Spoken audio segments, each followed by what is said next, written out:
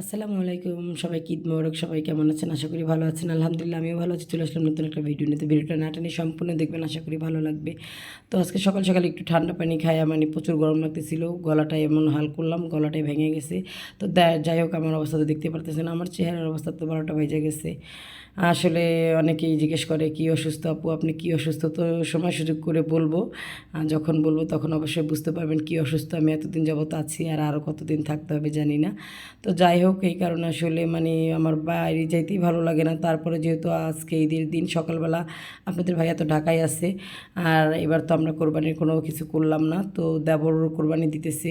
আর আসলে শখ পূরণ হওয়াটা হয়েছে গিয়া, মনের আশা পূরণ হওয়াটা যে কত একটা আনন্দের। জীবনে ফার্স্ট টাইম কোনো কিছু করলে আমার দেবর আসলে, ওরা ছোটোবেলা থেকে বড় হয়েছে অনেক কষ্ট করে, তো ওদের কোনো ইচ্ছা পূরণ হলে আসলে খুবই ভালো লাগে। তো আজকে জীবনের ফার্স্ট টাইম ও কোরবানি দিতেছে, ও অনেক আনন্দ মানে খুশি, আর আমরাও ওর আনন্দ দেখে আমরাও অনেক খুশি।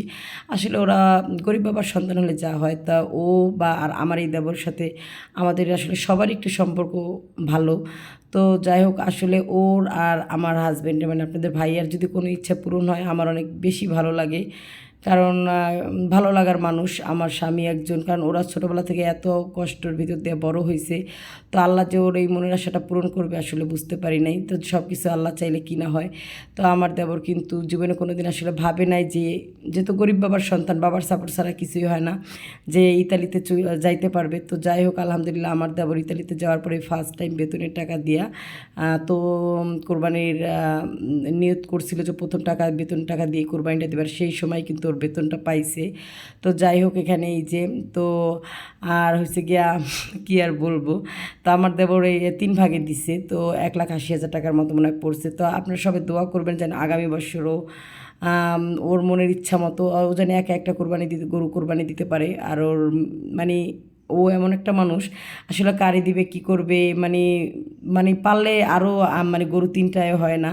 তো এখন মানে সবাইকে দিয়েও মানে করতে পারতেছে না। তো আল্লাহ জানে মনের আশা পূরণ করে, ও জানি সামনে এর থেকে আরও মানে ভালো কিছু করতে পারে। তো সবার জন্য একটু দোয়া করবেন।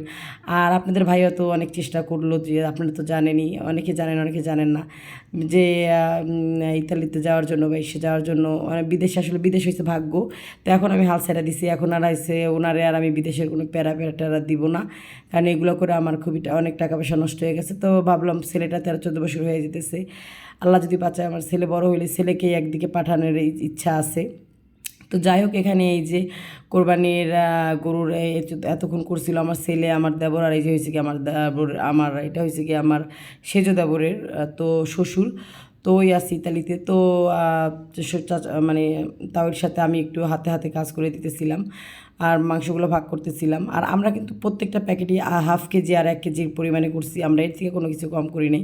তো যাই হোক, এখানে দেখেন কত বড় একটা কাঁঠাল চাচি শাশুড়ির ঘরে।